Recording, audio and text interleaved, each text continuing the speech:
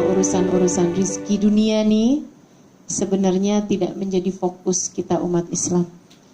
Akan tetapi kita harus tahu bahwa rizki nih semuanya sudah ditanggung oleh Allah Subhanahu wa Ta'ala. Ada yang dikasih banyak, ada yang dikasih sedikit.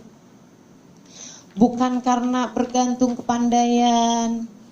Banyak juga orang bodoh-bodoh tapi yang banyak uangnya, gitu ya. Bukan banyak juga orang pandai-pandai tapi tidak banyak hartanya kalau bicara mengenai harta. Ala kulli hal, semuanya sudah diaturkan oleh Allah Subhanahu wa Ta'ala. Jangan menilai orang dari harta, jangan memilih pasangan dari harta, gitu kan? Jangan menilai apapun hanya dari harta dunia saja. Apalagi kemuliaan seseorang, kita lihatnya dari harta belaka. Kemudian kalau dalil secara dalil akli, Allah pastilah memberikan rizki kepada kita, saudaraku sekalian. Kenapa? Karena Allah Tuhan, karena Allah bos, sedangkan kita adalah hamba, sedangkan kita adalah budak, sedangkan kita adalah karyawan. Di mana-mana yang namanya pekerja selalu dibayar, selalu ditanggung oleh bosnya. Bukan begitu? Allah Subhanahu wa Ta'ala kan yang jadi bos kita selama ini. Allah aturkan kita, kamu harus sholat 5 waktu sehari semalam, kamu harus tutup aurat, kamu harus begini, kamu harus begitu, dan lain sebagainya. Allah bos. Sehingga pastilah sebagai bos, sebagai majikan, sebagai pimpinan, dia pasti akan menjamin nafkah bagi semua orang-orang yang berada dalam tanggungannya. Kemudian yang keduanya, kalau kita pikir-pikirkan secara akal kita, pastilah rizki itu sudah dijamin sama Allah Subhanahu wa Ta'ala. Nyatanya, dari sejak kita belum bisa usaha apa-apa, belum boleh usaha apa-apa, rizki sudah sampai kepada kita. Semasa kita berada dalam perut ibu kita, jangan kata bekerja. Kan anak bayi dalam kandungan mana ada yang jahit? Janin dalam kandungan mana ada yang sudah mengajar misalnya. Semuanya masih bahkan makan pun tak boleh. Tapi apakah kemudian dia kelaparan di dalam kandungan situ? Tak ada. Allah sampaikan rizkinya bahkan dengan cara yang luar biasa. Bahaya bagimu ketika berada dalam kandungan ibumu kalau ada makanan pedas. Orang tuanya pun kemudian setiap kali makan pedas muntah. Oh, ini tak boleh makan pedas. Kan begitu? Masya Allah, rizkinya disampaikan. La ilaha illallah, luar biasa sekali. Bahkan kabarnya bayi itu, janin dalam kandungan, wajahnya menghadap ke arah belakang, bukan ke arah lambung. Kenapa? Allah menghindarkanmu untuk mencium bau-bau yang tidak enak, bau-bau busuk dari kotoran yang dimakan oleh ibu kita, gitu ya. Sehingga sampai dengan hidungnya pun dihadapkan ke arah sebelah sana, ke arah belakang. Sebegitunya Allah mengatur janin dalam kandungan. Rizkinya disampaikan oleh Allah Subhanahu wa Ta'ala ketika kamu belum boleh mencapai rizkimu sendiri. Dan kita lihat janin-janin dalam kandungan tak ada yang stres. Betul kan? Tak ada yang stres. Kenapa? Tak susah-susah uruskan rizki masih dalam kandungan. Dan bukan hanya kita manusia sebenarnya, semuanya pun sudah dijamin rizkinya oleh Allah Subhanahu wa Ta'ala, termasuk binatang. Saudara sekalian, gajah itu tak pernah sujud, gemuk-gemuk. Kan? Kenapa masih khawatir urusan rizki? Bahkan andai ada semut hitam di dalam sebongkah batu, diletakkan di dasar lautan di waktu malam, tidak ada yang dapat melihatnya. Allah pasti akan menyampaikan padanya rizkinya. Begitu katanya para ulama. Saudariku sekalian yang saya muliakan, kalau ada di antara binatang yang protes terhadap urusan rizki, pantasnya adalah cicak. Kenapa cicak? Karena cicak itu rizkinya semua makanan yang bersayap, semua binatang yang bersayap. Dianya sayap sepotong aja tak punya. Coba, gimana caranya dia mau dapetin makanannya, padahal dianya tak bersayap dan makanannya semuanya binatang bersayap. Mau ngejarnya bagaimana? Saudariku sekalian yang saya muliakan, tapi nyatanya kita tak pernah lihat ada cicak mati kelaparan. Subhanallah, ada nyamuk hingga cicak mendekat dari kejauhan. Diam dulu sebelum kemudian mengeluarkan lidahnya. Hap. Kan begitu? Subhanallah. Cicak aja dikasih rizki sama Allah Subhanahu wa taala. Masa kita manusia tidak? Gitu. Jadi kalau kemudian ada orang yang kalau kita tidak ini, kita tidak akan bisa makan, kita tidak akan bisa hidup, tidak akan bisa. Itu omongan orang dari mana itu? Dari yang tidak mengenal Allah Subhanahu wa taala. Kita hamba-hamba Allah Subhanahu wa taala tidak pernah ragu-ragu urusan rizki. Saudara sekalian, tahu apa yang akan kita makan esok hari?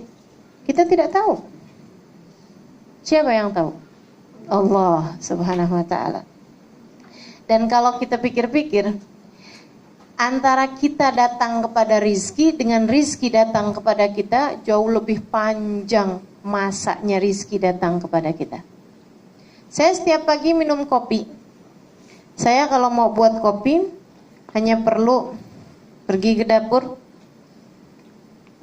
jerang air, didihkan air panas, kemudian tuang kopi, tuang gula, kemudian tuang air panas, kemudian tak sampai 5 menit saya pun sudah menikmati segelas kopi hangat di meja makan. Bukan begitu? Tak sampai 5 menit, saudariku sekalian yang saya muliakan. Tapi sekarang coba bayangkan berapa lama kopi tersebut sampai kepada saya. Sebelum di rumah saya, kopinya berapa lama di kedai.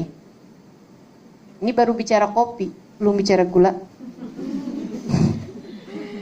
Gitu ya, baru bicara kopi nih. Sebelum di kedai itu, berapa lama dianya ada di pabrik. Sebelum di pabrik tuh, berapa lama dianya ada di ladang. Subhanallah, siapa yang kemudian menjadikannya tumbuh di atas muka bumi? Kemudian diambil berapa lama, berapa tangan yang diperlukan, berapa masa, berapa proses yang didatangkan sampai kemudian terhidang di meja makan saya. Saudariku sekalian yang saya muliakan, saya hanya perlu 5 menit kepada rizki tersebut. Akan tapi rizki itu sampai kepada saya memerlukan waktu bahkan bertahun-tahun lamanya.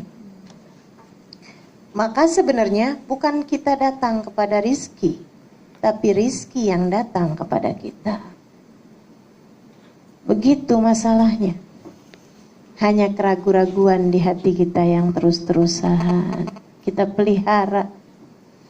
Karenanya teman-teman saudara sekalian, jangan ragu-ragu. Jangan ragu-ragu. Hilangkan segala keraguanmu. Rizki Allah yang bagi, rizki Allah yang bagi, rizki Allah yang bagi.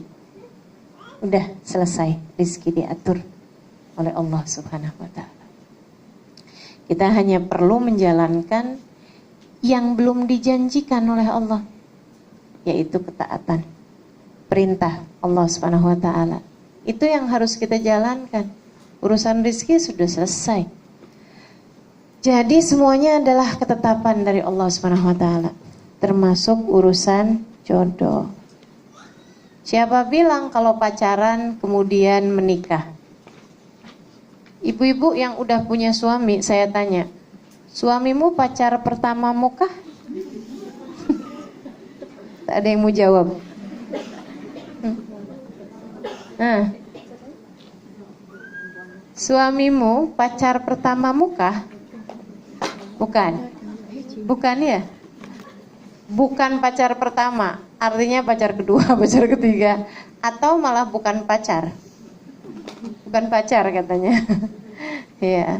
masing-masing ya, macam-macam. Tapi subhanallah, yang udah pacaran lama kemudian tak jadi menikah ada, yang udah siap-siap bahkan udah sewa gedungnya batal nikah ada, kan begitu? Semuanya adalah ketetapan Allah Subhanahu wa taala semuanya. Yang diperlukan terus bagaimana kalau sudah semuanya ketetapan dari Allah, kita diam aja gitu? Oh bukan. Bukan berarti kita diam. Silahkan berikhtiar. Apa ikhtiarnya? Urusan mana dulu nih?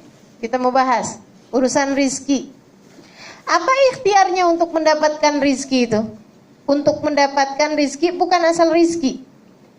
Karena semua yang datang pada kita itu, pada manusia, itu namanya rizki. Tapi itu dibagi, ada rizkon halalan, ada rizkon haraman. Ada rizki yang halal, ada rizki yang haram. Yang diperintahkan oleh Allah Subhanahu wa taala adalah menjemput rizki yang halal dengan cara yang halal. Jadi rizkinya dah diatur. Hanya saja kamu diperintahkan oleh Allah Subhanahu wa taala untuk menjemputnya dengan cara yang halal. Bagaimana cara yang halal? Bekerja dengan cara yang halal. Kan begitu? Kemudian lagi tidak ada hati yang tersakiti. Caranya bekerjanya juga pekerjaan-pekerjaan yang halal. Enggak usah khawatir saudariku sekalian. Sekali lagi rizkinya sudah diatur sama Allah. Jadi dalam bekerjanya tuh jangan khawatir. Saya punya kawan, dia penjahit. Biasa menjahitkan baju-baju orang-orang pesta-pesta gitu, yang tidak jelas mana yang ditutup, mana yang dibuka. Saya kadang-kadang heran, Ustazah, orang tuh minta jahitin sama saya baju setali. Satu tali aja. Habis satu tali itu belakangnya pun juga bolong juga gitu. Jadi ini saya nggak jelas nih yang ditutup yang mana ini. Baju ini nutup bagian yang mana gitu. Dia kemudian tanya sama saya, bagaimana menurut Ustazah? Saya bilang, kamu harus kuat hati. Menjahitlah, tapi khusus busana muslimah. Saya ikut dosa ya Ustazah kalau saya bikinin baju yang terbuka? Iya, saya bilang. Iya, tentu saja. Walaupun kamu hanya sekedar menjahitkan, tapi tiap kali dia pakai, tiap kali dia dosa. Astagfirullah, banyaknya dosa saya nih Ustazah. Saya bilang iya, makanya mulai sekarang udah tetepin aja. Baik Ustazah. Tapi nanti pelanggan saya Ustazah semuanya baju yang seperti itu. Hanya sedikit aja pelanggan yang menjahitkan baju muslimah. Saya bilang itu dia. Allah tuh udah atur semua rizki. Allah udah jaminkan semua rizki. Bismillah, dia bilang. Kalau gitu modelnya bismillah. Dia pun memutuskan untuk tidak menerima jahitan kecuali yang muslimah. Orang-orang pada marah sama dia, pelanggan-pelanggannya. Sampai dengan yang udah oke, saya tambahkan ongkosnya, upahnya, jahitnya. Berapa kali lipat yang kamu mau, sampai begitu. Dan dia tetap tolak. Tak mau, saya tak mau banyak dosa. Kata Ustazah, nanti tiap kali dipakai saya ikut dosa juga. Saya tak mau lagi.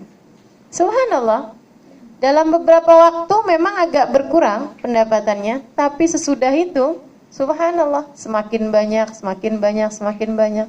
Ya Allah Ustazah, emang betul ya Ustazah, semuanya memang sudah ditetapkan Allah SWT.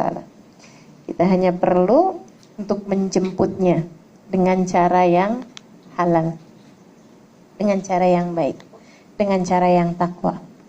Jangan takut karena kita melakukan kebaikan kepada orang lain, rizki kita berkurang. Saudaraku sekalian, karena pengatur rizki satu, namanya Allah. Ada dua orang punya kedai perhiasan di sebuah pasar. Satu hari ada orang beli di kedai dia nih, orang soleh nih ya. Dia udah pilih-pilih, kemudian dia bilang, si yang punya kedai dia bilang, Pak, Bapak boleh pilih dulu mana perhiasan yang Bapak mau beli. Habis itu kemudian dia udah pilih-pilih, ada satu dia bilang, terus yang ini nih saya mau beli, saya mau bagi hadiah istri saya. Dia bilang kemudian sama Bapak itu, Pak, perhiasan yang sama seperti ini sebelah jual juga. Jadi bapak jangan beli sama saya, beli aja sama sebelah. Dia bilang, kenapa? Saya mau belinya di sini kok. Tak pak, beli di sana aja. Memangnya kenapa? Dia bilang, karena saya sama dia buka kedai ini dari tadi pagi. Saya sudah ada beberapa orang yang beli di kedai saya, sementara di kedai dia belum ada yang beli. Jadi silahkan bapak beli di kedai sana. Masya Allah. Itu yang seperti itu menurutmu, apakah kiranya akan berkurang rizkinya? Oh, tidak akan. Justru akan bertambah, bertambah, bertambah. Hati yang penuh cinta. Baik yang membeli maupun yang menjual dalam Islam, seharusnya semuanya membeli dan menjual dengan cinta. Membeli dengan cinta macam mana? Saudariku sekalian yang saya muliakan, menjual dengan cinta tadi saya sudah ceritakan. Membeli dengan cinta macam mana? Ini kelakuan orang Jakarta, kalau nawar ikan, turun, ya Allah, luar biasa sekali. Berapa pak jual ikannya pak? Misalnya gitu ya, 10 ringgit. Ya ampun pak, ikannya udah jelek juga, 3 ringgit ya pak ya? Dari 10 ke 3 ringgit. Masya Allah, Masya Allah.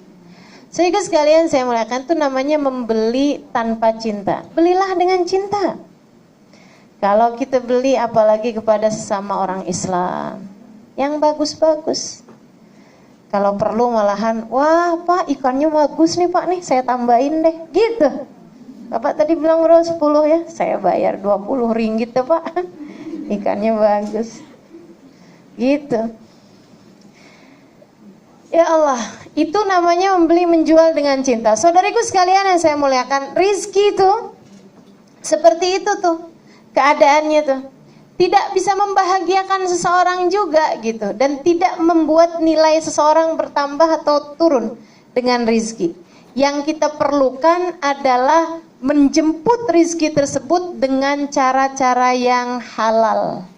Allah ketika menceritakan para ahlinya, para kekasih-kekasihnya, Allah menceritakan dengan ucapan rijalun la tulhihim tijaratun wala bai'un an dzikrillah. Rijal, kata Allah, hamba-hambaku, laki-laki, orang-orang, la tulhihim tijaratun, perdagangan, wala bai'un ataupun transaksi jual beli tidak membuat mereka terlalaikan dari Allah. Jadi silahkan bekerja, silahkan jemput dengan cara yang halal, tapi jangan sampai tersibukkan dengan hal tersebut. Kalau kita bekerjanya dengan cara yang halal, apalagi kemudian bermuamalahnya dengan cinta seperti yang tadi saya sampaikan, bertakwa dalam usaha kita itu, maka usaha kita tuh bernilai ibadah di mata Allah. Yang sampai-sampai, saudara sekalian, katanya Nabi Muhammad alaihissalam, ayu memri'in bata kalan min syughlih bata maghfuran lah. Kalau ada seorang laki-laki atau seorang perempuan, dia tertidur malam dalam keadaan lelah karena bekerja seharian untuk memberikan nafkah bagi keluarganya, untuk menjemput rizki bagi keluarganya dengan cara-cara yang halal, dengan cara yang baik, dan tidak membuatnya meninggalkan sholat sunnah, meninggalkan ibadahnya dan lain sebagainya. Dia kemudian malam-malam hari kelelahan karena habis bekerja seharian, bahkan mungkin tidurnya dengan ngorok, keluar suaranya, gitu ya. Itu katanya Nabi Muhammad alaihissalam, baca maghfuran lah. Dia tidur dalam keadaan Allah mengampuni dosa-dosanya. Masya Allah. Itu padahal kalau kita punya suami ya, suami kita bekerja mencari nafkah buat kita, mencari rizki buat kita dan anak-anak kita. Dia tidur dalam keadaan ngorok seperti itu, kita marah, kita kesel. Padahal dia bekerjanya buat kita. Allah, dia bekerjanya bukan buat Allah, bekerjanya buat kita. Allahnya kesian sama dia. Jadi mulai sekarang, kalau ngelihat suami kita kelelahan tidur dalam keadaan ngorok, coba pandang dia dengan pandangan Allah kepadanya. Ya Allah, dia bekerja nih mencari rizki buat saya dan anak-anak. Ya Allah, Engkau saja memandangnya sambil mengampuni dosa-dosanya. Masa saya tidak memandang dia dengan pandangan penuh cinta? Ya gitu, pandangin suami kita yang tidur dengan pandangan penuh cinta. Maka teman-teman saudaraku sekalian yang saya muliakan, itu rizki. Cari dengan cara yang halal, cari dengan cara penuh cinta, dengan takwa pada Allah Subhanahu wa taala, maka pencarianmu terhadap rizki, usahamu untuk itu semuanya bernilai ibadah di mata Allah Subhanahu wa taala. Jangan takut rizkimu hilang. Jangan takut rizkimu salah alamat. Jangan takut rizkimu tidak akan sampai kepadamu. Tidak ada ceritanya, tidak ada ceritanya. Malahan seringkali karena terburu-buru, rizki yang seharusnya datang dalam keadaan halal akhirnya datang dalam keadaan haram. Sayyidina Ali bin Abi Thalib bercerita, katanya Sayyidina Ali, satu hari saya ada mau pergi ke rumah seorang kawan. Di depan pintu rumah orang tersebut, saya merasa perlu ada orang pegangkan keledai saya, naik keledai. Kata Sayyidina Ali, saya cari-cari orang, ada seorang pemuda, saya bilang, tolong dong, pegangkan ini keledai saya mau ada jumpa dengan kawan, tak ada buat mengaitkan keledai. Dia bilang, oke, baik. Wahai Sayyidina Ali, saya pegangkan, saya jagakan keledaimu. Masuklah Sayyidina Ali, bual-bual, bincang-bincang sama orang rumah tersebut. Tengah-tengah bincang-bincang ada terpegang-pegang uang. Di sakunya, dia lihat 5 dinar, uangnya Sayyidina Ali. Sayyidina Ali kemudian mikir, saya mau bagi nih buat yang pegangkan keledai saya. Kesian dia udah pegangkan keledai saya, jadi nanti saya mau bagi itu. Begitu keluar Sayyidina Ali, keledainya tak ada. Orang itu pun juga tak ada. Sayyidina Ali cari-cari, kemudian akhirnya ada orang bawakan keledainya.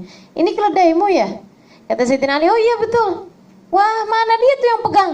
Orangnya sudah kabur dan mencuri tali pegangannya keledai. Waduh, ini saya perjalanan cukup jauh, agak susah kalau tak ada talinya. Boleh tak Pak, belikan saya tali keledai? Nih saya ada uang 5 dinar, belikan saya talinya. Pergilah orang tersebut ke pasar, kemudian pulang. Dia bilang, nih berapa harganya? 5 dinar. Oke, baik. Diambil sama Sayyidina Ali talinya keledai tersebut. Begitu dibuka, ya ini dia tali keledai saya yang hilang. Kata Sayyidina Ali, orangnya macam mana nih yang jual tali keledai? Orangnya begini, ada ininya, ada jambangnya. Oh, itu dia yang tali pegangkan tali keledai saya. Tadi itu, dia yang curi tali keledai saya. Kata Sayyidina Ali, subhanallah, memang uang 5 dinar tuh memang harus jadi rezeki dia. Andai saja dia mau menunggunya, bersabar menunggunya beberapa menit, akan datang uang tersebut dalam keadaan halal. Akan tetapi karena dia tak sabar menunggu, dia pun kemudian mencuri tali keledai, menjual barang yang bukan milik dia. Akhirnya kemudian datanglah 5 dinar yang memang menjadi ketetapan Allah akan menjadi rizkinya dalam keadaan haram. Maka jangan tergesa-gesa urusan rizki. Jangan tergesa-gesa. Biasa-biasa aja. Semuanya udah ditetapkan Allah Subhanahu wa taala. Tak usah benci si fulan, si faltan, hanya karena wah gara-gara dia nih rizki saya jadi susah. Saya buka kedai, dia buka juga sebelah. Semua langganan saya diambil sama dia. Rizki saya dicurinya. Tak ada rizki dicuri, tak ada. Tak ada rizki dicuri. Uang dicuri ya. Ya. Dompet hilang dicuri ya, rizki dicuri tak ada. Dia yang mengambil jatah rizkinya dia sendiri dengan dalam keadaan haram. Akan tetapi tak ada rizki dicuri. Yang harus jadi milik kita, yang akan jadi rizki kita pasti akan sampai kepada kita. Syi'na am abaina, mau atau tidak mau, pasti kita tidak akan mati teman-teman, kecuali setelah semua jatah rizki kita sampai kepada kita. Kecuali setelah semua jatah makanan kita habis termakan oleh kita. Tidak akan mati kita sebelum itu. Maka percayalah, urusan rizki sudah ada jaminannya. Kita hanya perlu mencarinya dalam keadaan halal, dengan cara yang penuh takwa kepada Allah Subhanahu wa taala.